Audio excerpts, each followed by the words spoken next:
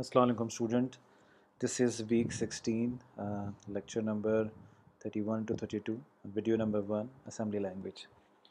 अच्छा students, ये हमारा probably and definitely this is the last week और इस week में हम कुछ topics को discuss करेंगे जो हमने इस week में पढ़ने हैं. सबसे पहले हमें थोड़ा सा मैं advanced level की हम चीज़ों को डिस्कस करेंगे. जैसे आपको याद है हमने लास्ट जो हमारा वीक था उसमें हमने मैक्रोस वगैरह को डिस्कस किया. सो अब हम सिंपल असेंबली लैंग्वेज की प्रोग्रामिंग से निकल कर हम बाहर आ गए और हम थोड़ी सी इंपॉर्टेंट चीज़ें या जो एडवांस प्रोग्रामिंग स्किल्स हैं असेंबली लैंग्वेज के हम वो देख रहे हैं.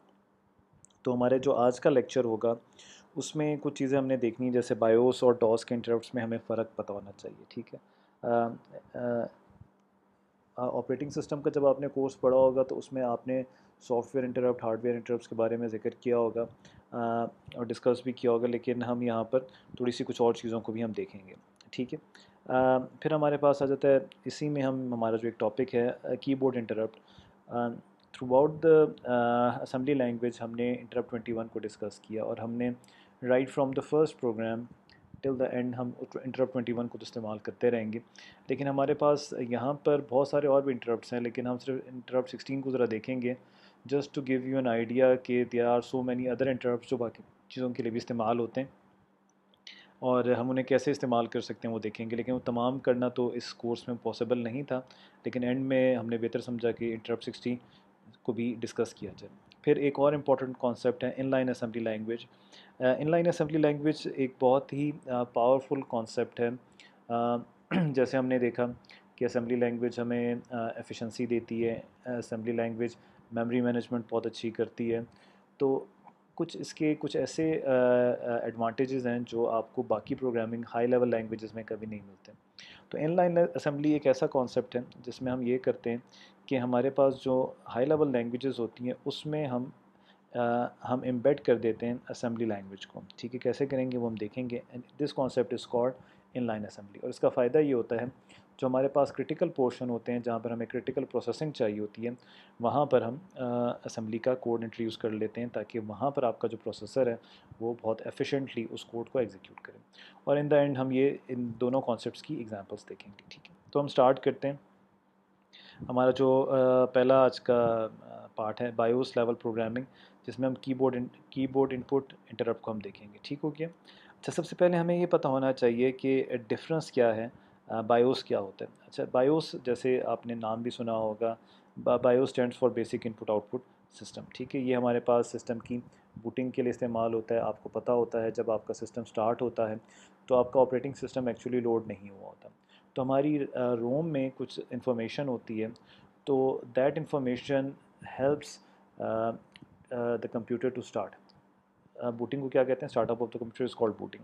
तो हमारे पास जो वो इन्फॉर्मेशन होती है जिसे हमारा प्रोसेसर इस्तेमाल करता है ताकि हमारा जो सिस्टम हो स्टार्ट हो, वो बेसिकली हमारे पास बायोस में पड़ी होती है. ठीक है, हमारे पास डिस्क ऑपरेटिंग सिस्टम जो है वो ऑपरेटिंग सिस्टम है, और जिसमें अगर हम आजकल के विंडोज़ से सेपरेट होकर देखें तो क्या कहते हैं, जनरली हमारा जो ऑपरेटिंग सिस्टम जो था डिस्क ऑपरेटिंग सिस्टम, वो स्टार्ट में हमारे पास डॉस ही था, कमांड बेस था, जहाँ पर हम कमांड्स देते थे. अभी हमारे पास जो मेजर एक शिफ्ट आया था वो हम कमांड्स टाइप करने की बजाय हम यूज़र इंटरफेस पे चले गए थे, जिसे हम GUI कहते हैं. ठीक है, तो बेसिकली लेकिन जो हमारे पास की फ़ीचर्स थे ऑपरेटिंग सिस्टम के, they are still the same.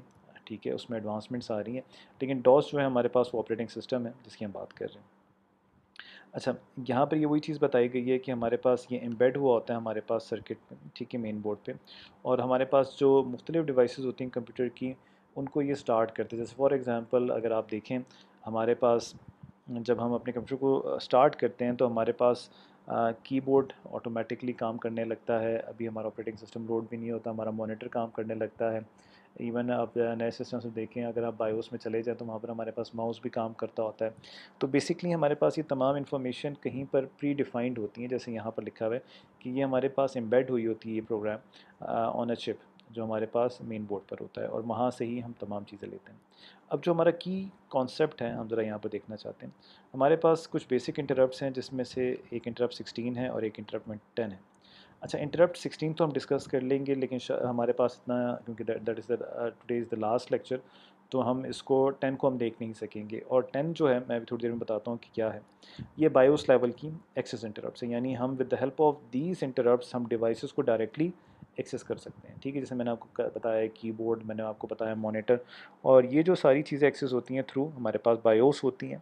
میں نے آپ کو سمپل سی ایک لاجیکل اگزامپل بھی دی ہے. اگر آپ کا آپریٹنگ سسٹم ابھی لوڈ بھی نہیں ہوا تو آپ کے پاس کی بورڈ بھی کام کرنے لگتا ہے، آپ کے پاس اسکرین بھی کام کرنے لگتی ہے. تو بیسکلی یہ وہی انفارمیشن ہوتی ہے بایوس میں ہوتی ہے جس کی وجہ سے ہوتی ہے. اور جو ہمارے پاس انٹرپٹ 21 ہے، یہ ہمارے پاس ڈوس لیول کا ایکسیس انٹرپٹ ہے. ٹھیک ہو گیا. تو بیسکلی اب تھوڑا سا آپ کو ڈفرینس سمجھ آ گیا ہوگا کہ ہمارے پاس بایوس لیول اور ہمارے پاس جو ڈسک آپریٹنگ لیول ہے اس میں ہمارے پاس کیا ڈفرینس ہے، کہ یہاں پر ہم ڈائریکٹلی ہارڈ ویئر کو ایکسیس کرتے ہیں. اچھا، یہاں پر انٹرپٹ 16 کو تو ہم ڈیٹیل میں دیکھیں گے بھی، لیکن ذرا میں آپ کو انٹرپٹ 10 کے بارے میں بتا دوں. انٹرپٹ جو 10 ہے یہ بیسکلی آپ کے مانیٹر سے ایسوسیٹیڈ ہے. اس میں ہم مانیٹر میں کرسر کی موومنٹ، ہمارے پاس جو ٹیکسٹ ڈسپلے ہوتا ہے، آپ کے پاس کرسر، نیویگیشن، یہ تمام چیزیں ہم تھرو انٹرپٹ 10 ہم کر سکتے ہیں. ٹھیک ہے. اچھا، اب ہم ذرا انٹرپٹ 16 کی طرف جاتے ہیں. اچھا، ایک اور امپورٹنٹ کانسیپٹ آتا ہے ہمارے پاس اسکین کوڈس کا. ہمارے پاس جتنی بھی کی بورڈ پر کیز ہوتی ہیں دے ہیو یونیک آئیڈینٹی. ٹھیک ہے. اچھا، اب یہ ایک اسٹینڈرڈائز فارم نہیں ہے. جیسے یہاں پر ایک ہم نے چیز بھی لکھی ہے، یہاں پر ایس کی کریکٹرز کو بھی ہم نے ڈسکس کیا ہے. تو آپ نے ان اسکین کوڈس کو ایس کی کریکٹر کے ساتھ آپ نے کنفیوز نہیں کرنا. وہ آپ نے اس لیے کنفیوز نہیں کرنا کیونکہ ایس کی جو ہے اٹس اے اسٹینڈرڈ، اور یہ جو سمبلس کی ریپرزنٹیشن ہے یہ آپ کے کمپیوٹر میں کیسے ہوتی ہے یہ اس کے بارے میں.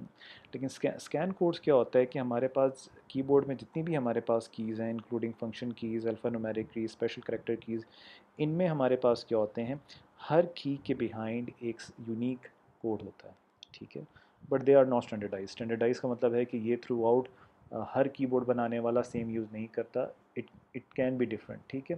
یہ مختلف کمپنیز کے اپنے اسکین کوڈس بھی ہوتے ہیں، اور جب بھی وہ ایک کی پریس ہوتی ہے تو اس کے اگینسٹ ہمارا کی بورڈ ایک یونیک آئیڈینٹی جنریٹ کرتا ہے جو ہمارے پاس جاتی ہے، اور پھر ہم اس کے مطابق ڈیٹا کو پروسیس کرتے ہیں. وہ ہم دیکھیں گے کیسے کرتے ہیں آگے جا کے. لیکن اسکین کوڈس کیا ہوتے ہیں؟ اسکین کوڈس ہمارے پاس جو کی کے کوڈس ہوتے ہیں اوور دا کی بورڈ. ٹھیک ہے. اینڈ یہ ہمارے پاس صرف اور صرف کی بورڈ سے ایسوسیٹیڈ ہوتے ہیں. ان کو آپ کسی اور جگہ جیسے ASCII کے ساتھ یا پرنٹر کے ساتھ آپ کمپیئر نہیں کر سکتے. ٹھیک ہے. تو یہاں پر یہ بھی لکھا ہوا ہے کہ یہ کیا ہے، ساری چیزیں لکھی ہوئی ہیں. ٹھیک ہے.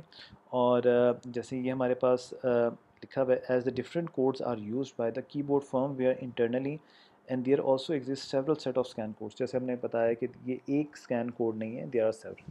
تو یہاں پر ایک میں نے ایک just for the sake of example یہاں پر ہم نے دیکھا ہوا ہے یہ کوارٹی لکھا ہوا ہے اور اس کے آپ کے اسکین کوڈس آپ کے سامنے ہیں، تو یہ ڈفرینٹ ہیں. ٹھیک ہے.